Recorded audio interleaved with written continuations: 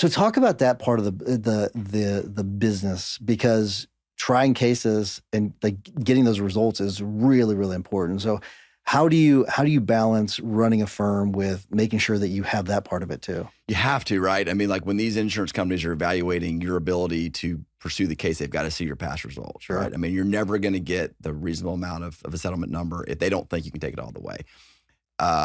We're seeing fewer and fewer cases go to trial. There's no secret with that.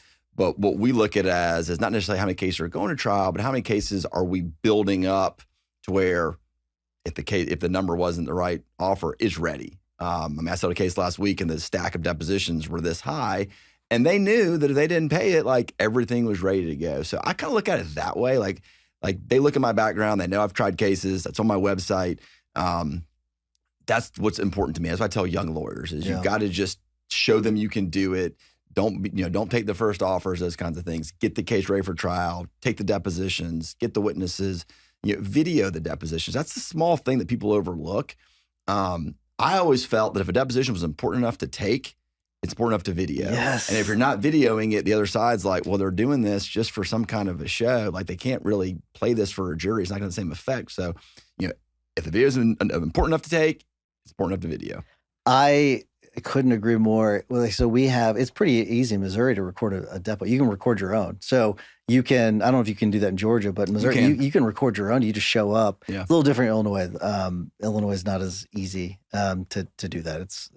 We don't have the same rules, but Missouri, like you can literally just go and set up the mic, your camera, use a phone if you wanted to, and boom. For some depots, I've actually just set up a tripod with my phone and have a mic, and it does a wonderful job. Mm-hmm. It really does. And the bigger ones will hire a company, but you're 100% right. Where like the insurance companies do it without the video for the most part because it doesn't matter as much to them. They're just doing it to go through the motions to bill. Yeah. But we can actually use that testimony and play it to a jury, and they're not prepared for it. It's such an advantage. Yeah, what I found most helpful about that is at mediations, right? Because you have an adjuster that's, I don't know if they attend in person for you, like that's less and less now since Zoom has become so prevalent. But the adjuster is going to be there listening to you.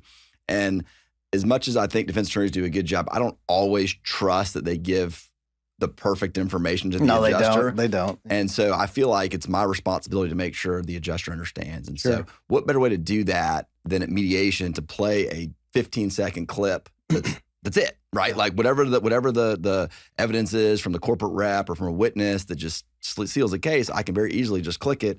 And I'm like, Mr. and Mrs. Adjuster, this is what the jury's going to hear. Don't take it from me. Don't take it from the mediator. Don't take it from the lawyer. You come to your own conclusions about how this is going to play. It's pretty powerful stuff as opposed to just reading it from a transcript or just saying, hey, look, I talked to this witness. Sure. This is what they're going to say. So it's doing the work to get there. Yeah, I agree.